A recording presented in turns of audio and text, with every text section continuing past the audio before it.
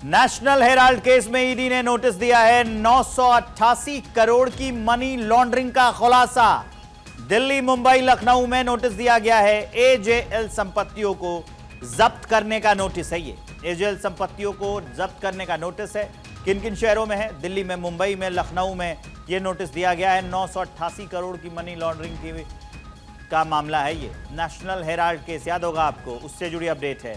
ED ने notice दिया है। 988 करोड़ की मनी लॉन्ड्रिंग का मामला है, उसमें खुलासा हुआ है। अब एक्शन हो रहा है। दिल्ली, मुंबई और लखनऊ में यह नोटिस दिया गया है। एजेएल संपत्तियों को जब्त करने का नोटिस दिया गया है।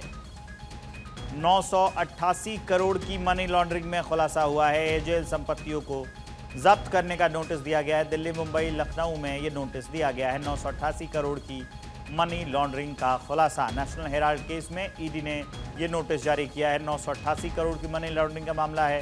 दिल्ली, मुंबई, लखनऊ में यह नोटिस जारी किया गया है। एजेएल संपत्तियों को जब्त करने का नोटिस है ये।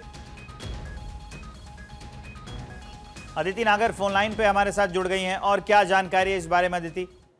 बिल्कुल, देखिए ये बहुत महत्वपूर्ण डेवलपमेंट जिसे बोलते हैं कहा जा सकता है। आपको मैं थोड़ा पीछे लेके चलूंगी, जो हमारे दर्शक जुड़े उनको भी।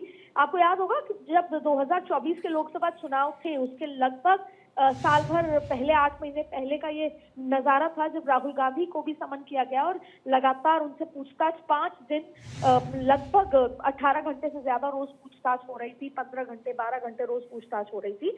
और ऐसे में एक समय ये भी आया था जब पूरी कांग्रेस इस पर धरना प्रदर्शन, तमाम तरीके की स्थितियां भी पैदा हुई थी।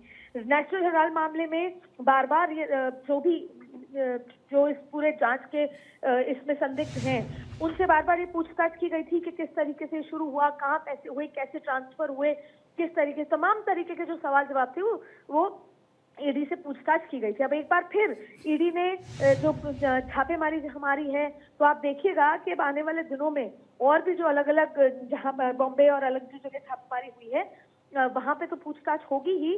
संभवतः राहुल गांधी को एक बार फिर पूछताछ के लिए बुलाया जा सकता है। और उस समय भी एक मोमेंटम खड़ा हुआ। राहुल गांधी की रोज पूछताछ थी। राहुल गांधी ने उसके बाद कई प्रेस कॉन्फ्रेंस भी की। उन्होंने बताया कि मुझसे एक बात अलग अलग तरीके से पूछी जा रही है, और एक मोमेंटम खड़े करने की कोशिश की, और उसके बाद ये तमाम गतिविधियां रुक गई थी।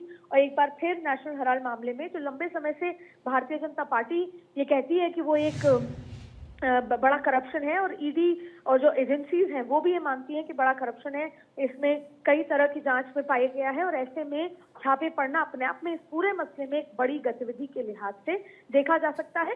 लेकिन क्योंकि ये पर्टिकुलर गांधी परिवार से जुड़ा हुआ मुद्दा है, तो ऐसे में इसका पॉलिटिकल रंग 100% आपको आने वाले समय में संभवतः 24 घंटे में दिख जाएगा। ट्विटर पे बयानबाजी आपको नजर आ जाएगी, क्योंकि जब जितना जांच आगे बढ़ेगी, राहुल गांधी, सोनिया गांधी और अहमद पटेल से लेकर जो पुराने तमाम लोग हैं, वो नाम जो है उसमें जुड़ता चला जाएगा। तो जाहिर तौर पर इसको आगे किस तरीके से ये बढ़ता है, लेकिन ये बात साफ है कि ये ऐसा मुद्दा है जिसपे राजनीति, बयानबाजी गर्माती आपको नजर आएगी, और ये एक बड़े डेवलपमेंट के लिहाज से देखा जा सकता है। इस जानकारी के लिए अदिति आपका बहुत बहुत शुक्रिया।